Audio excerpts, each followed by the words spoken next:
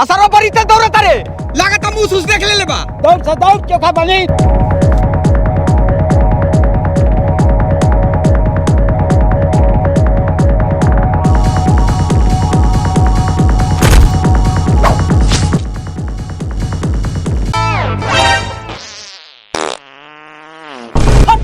सरवा दौड़ते आके लागल हो गे करे साला हम तो सोचनी तू मुझ के पीछे भागत रे बताओ एगो कड़िया मुंह झूलत आके धो ले ज्यादा बोला था धर दई सरवा के बेटे के मुंह आदी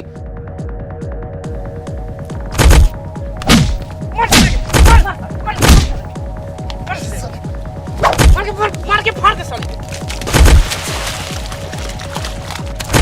रे साला हम दौड़ के हगी जाए मुती तेरा से क्या मतलब हो रहा है मार भाई मार साले के भैया मार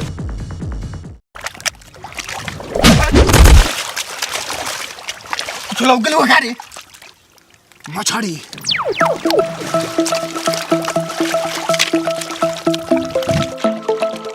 पकड़ ले गो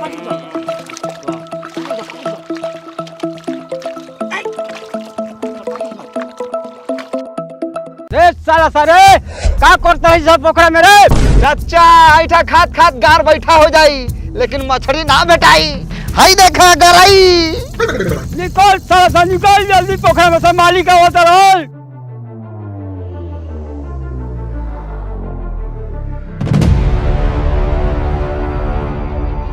रुक साला क्या कर रहे पोखरा में रे रुक जी मालिक लइका सा ऐठा बिनत रहला खसा साला पोखरा में ऐठा बस सच बताओ ना त सबनी के गोली मार दे मालिक हमनी का मालिक हमनी का माछी मार दने सा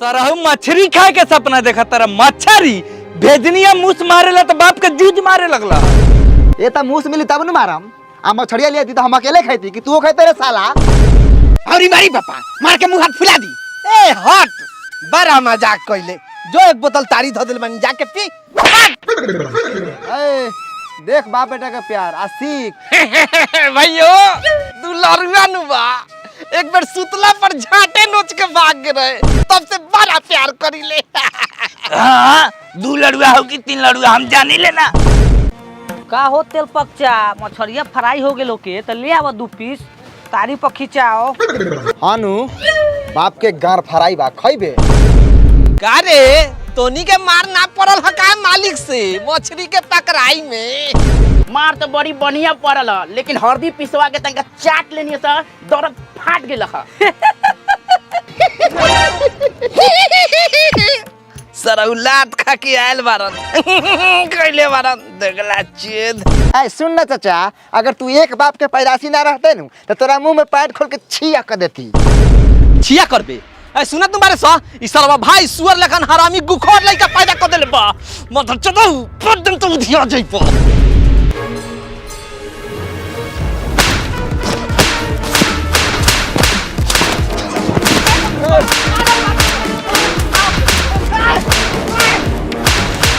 चलो बांध दो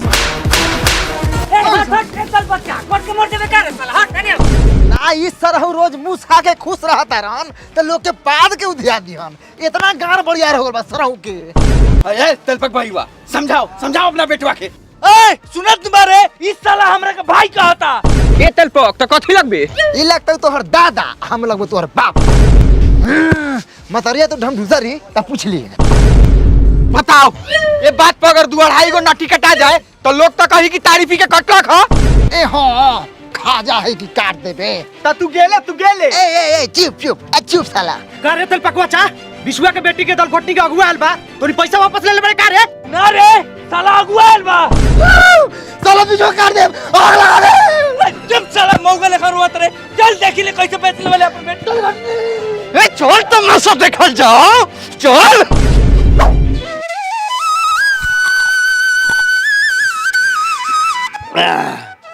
देखो जूजीलाल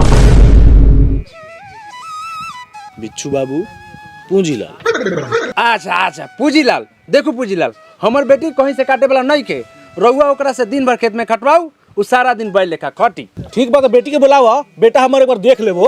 अरे बेटी तो आइए जाई, पहले जितना पैर लख उतना पैसा गिनू। का रे बिछुआ, तू केकरा से पूछ के दल घोटनी के सौदे करत रे सारा बा, तू हमर मालिक बाड़े कि तोरा से पूछ के अपन बेटी बेची। ए तो तोरे घर में दमू साला हमर दोनों घटनी के बेच लेबे के। तो तू रोक लेबे क्या रे साला बेफार। बिजनेसमैन लेके जा शादी करतनी अपना भतीजी के, वो 11,000 रुपया लेके। 11,000 रुपया हई तरवा के मुझ के पकड़ाई में जब गार में सांप कट ले रहा है तो यह तेल पकवा 27 रुपया लगा के वाहन चोत के जान बचे ले रहा है। यह वादा पर कि अपन बेटी के बियाह हमर बेटा से करी। हाँ रे सारा बा, तो इका दे रुक, खरे खरे तोरा मुंह पर 27 गुना 47 रुपया मारता नहीं आ कह दिए तुम ना बेटवा के कोनो लमंडा फमंडा से शादी कर लेता हूँ। ए साराहू, ओ जमाना के 27 रुपया मतलब अभी के 27,000। चाचा जी लइकावा कथी के बिजनेस करेला? कलकत्ता में रोडे रोडे चुमुक सटा के पैसा कमाला। हैं चुमुक सटा के? हाँ, लोहा लकर पैसा कौड़ी सब सटल है, आ 4 गो स्टाफो रख लेबा। हाथ तोरी बहन के। चाचा बेटवा के तेल में फ्राई कर देले रहला का कि सरवा जर के झोकर गेल हवा? ना ना, ये तो चुमुक से लोहा लकर सटावत रहे, एक बार गलती से पोल के अर्थी में सटा दिल, ओही से जर के झोकर गेल बा सरवा। तो अबे तो इतना रुपया फेंके के पड़ता। हाँ तो रुपया फेंकता रे नु तो दूसरा बेटी हवा लगे जाके फेंक, ना तो तोरा के आई तोर झोकराल मोकराल बानर लइका के फपेली में हाथ लगा के फेंक दे। हमरा के फेंक बे, हमरा के पूजीलाल नाम बा, पूजीलाल पूजी पर गुमान करी ले, हमरा इतना पूजी हो तोरा। ए पूजीलाल, पूजी तो नहीं खे, लेकिन तोहर बेटवा के मुंह से बनिया हमर जूजी बा। सुनो तुम्हारी समझी साहब, कामना सरवा के लेके भाई। ए हये सरवा के तो बानी, साला हमर दल घोटनी के दोसर के घोटी आ हम घोटे दे करे बाबूजी। ए पूजीलाल, तू ठीठे शादी कर, देखा तनी कौना सरवा के बच्चा तोरा के शादी करे से रोक लेता। ए चचा प्रणाम। ऐसा लार से झटका मारम कि दोनों बाप बेटा के देह में सहूर ना रही। ए तेल पकवा के साथ ज्यादा बड़का लार हो गेल, ज्यादा बड़का न पाइबी। आओ ना हट हट, जो अपन लार अपने बाप के घर में कुछ तोरी बहन के चाचा।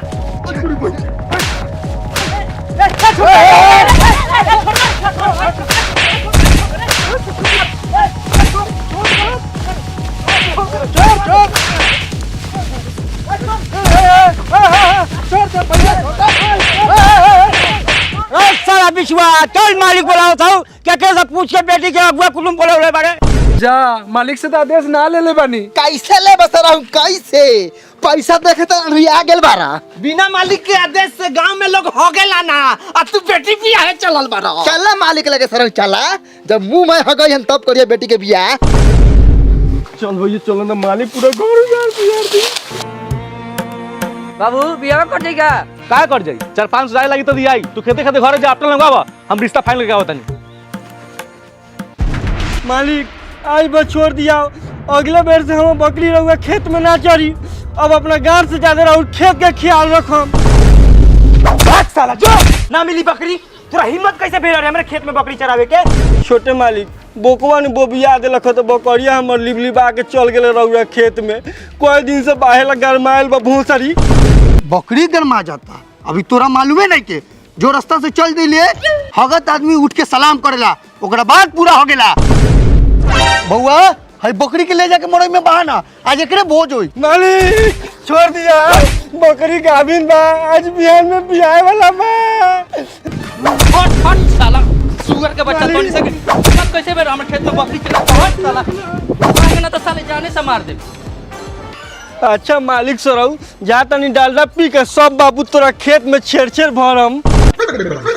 अरे बिछुआ एने आवता रे साला, केकरा से पूछ के बेटी के कुटुंब बुला ले। अरे जी मालिक, हम नहीं की बोले अपने मन आलबा सरबा कुटुमी। चल हट हट पीछे हट, दे में सर्टिफिकेट सरवा। कौन साला कुटुंब रे कि हमरा से बिना पूछले द्वार पर आगिल तोरा? जी मालिक, हम ही है कुटुंब, पूजीलाल नाम बा हमार, पूजी पर गुमान करीले। सुन्नी है गांव में रउआ बिना अनुमति के कोनो काम ना होखेला, यही बात तो रउआ के हम सलाम करीले। कुणाल बाबू ई तो साला हमनी के सामने मुझ पर ताव दो होता, जा तनी ले जाके मुझ पर तेल लगा दो। ए पूजीला चल चल तेल लगा दियो। अरे का रे तोनी काहे लाल बारे, तोनी का दिक्कत बा? मौगा सरवा बगर नियन खारा बारा। जी मालिक एगो लड़की के हम खिया पिया के जवान कैनी त ऊ कहेला ब्याह करेला और लड़की के ही बाप सरवा दूसरा से ब्याह करेला बेचैन बा ते पर हमार बाप 27 रुपए दे के ऊ लड़की के लड़के में खरीद ले रहे हैं। अब रहुआ ई बात पे अत्याचार करू विचार होखलै सरहु चुप न ससुर से रहूं न त एक रात में हटा ही दे। रे सरवा त कौना गुण पतरा से बियाह करतौ रे? मालिक के सरवा के चाल ऐसन बाकी एकरा मुंह में कुता ना मुती। रउआ त अपन बात छोड़ दू। मालिक गांव के लड़की तो बहिन लागेली सो आ ई सरवा तेल पकवा के लड़का बहिन जैसा लड़की से बियाह करी। ए सुन ना, अगर दलघोटनी तोहर दाई रहित तो तोरा दाई से ब्याह करत। हम तोरी बहन करा के और सरवा के खींच के बढ़ चढ़ के बोलता बहिन के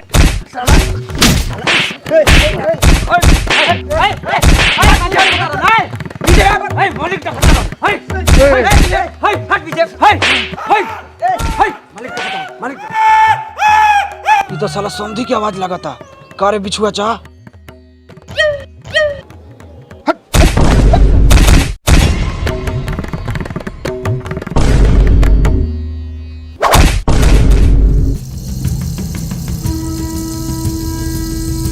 देह में सट के माटी लगा दिया माधर चोद। कार सरवा के जाम सा जब जाई गान में दुगो पितर वाला गोली तो सारा बंद हो जाई तोनी के भीतर वाला बोली।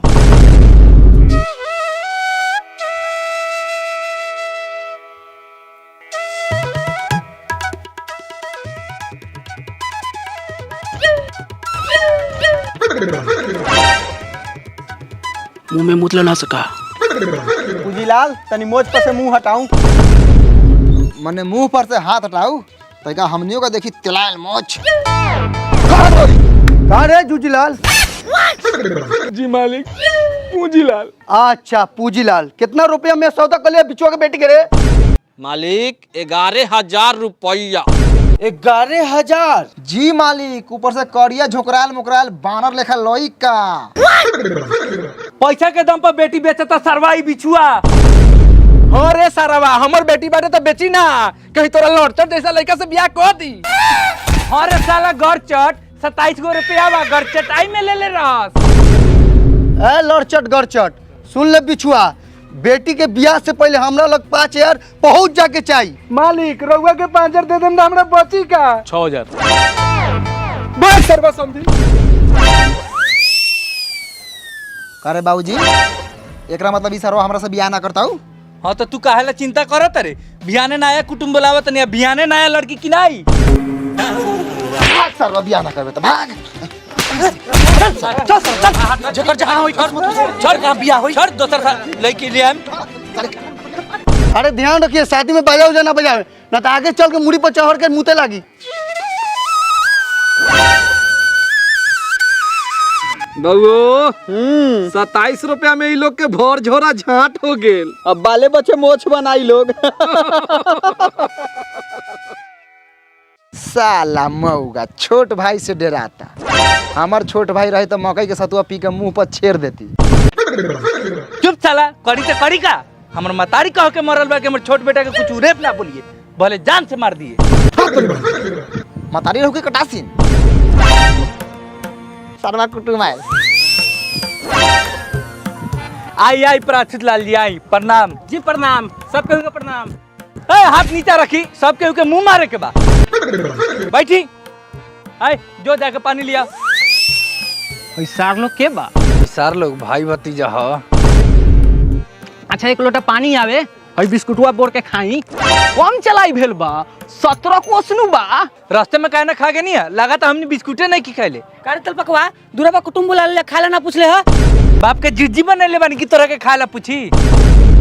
ए तो तू यहीं बेटा के रिश्ता फाइनल कर लेबे बिना समाज के खियाइले। ए झुटैला, जुजिया के भुजिया आ गाड़ के चोखा बनेले बानी, खइबे? इतनो पर झटैला साला सुनते बा, उठाओ माथा फाड़ दे बा। ए हट, माथा से बांस फट। साला इतना मुस्खाए वाला हमरा गांव में चप्पल जूता पहन के घूमे, एकरी बहन करा के लाश के पूजा पूतब साहब। चली गांव में घुसिए, फायरिंग चालू करी। चल बताओ साला गांव में कौन जूता पहन के आइल बा? जूता चप्पल पहन के लाट सब बने के सामने देखा साला सब।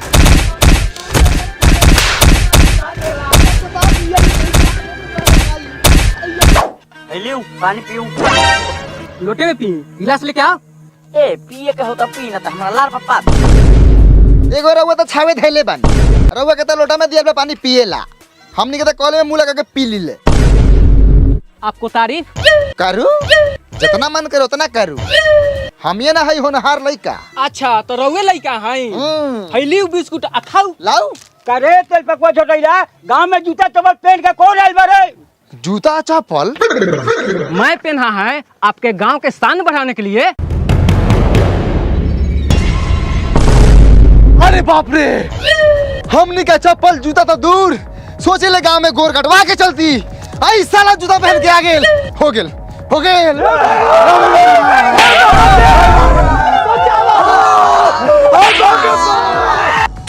कौन साला गांव में जूता पहन के घूमता? जल्दी बाहर निकल जो, न तो ए होके बदला में कितना लाश गिरी, कोनो ठीक नहीं के। पिताजी हो घर वाला बाहर कुर्सी लगा के बैठेला, ओकरे घर में जूता पहन के कोनो घुसल होई। 10 साल के घुस घर में।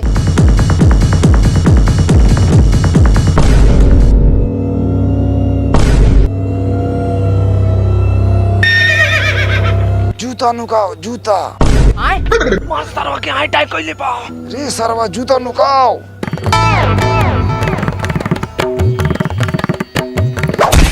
तोहनी में से कोनो जूता पहन लेबा का रे?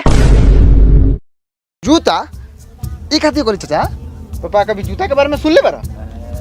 सुन ले बनी एक बार रेडियो पर कदम पर लोग पहनेला। छोटे मालिक केहू के मजाल बा गांव में जूता पहन के घूम जाए।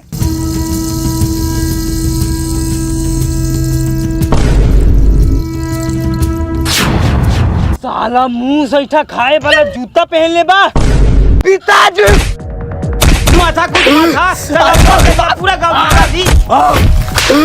अरे बाप रे बाप।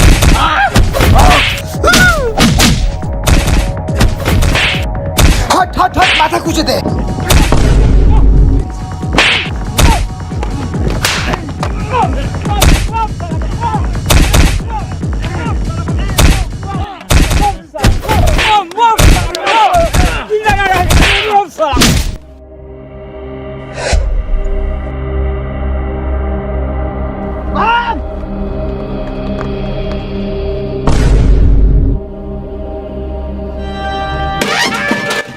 जान बचाओ, बाद में जाए देखल जाए।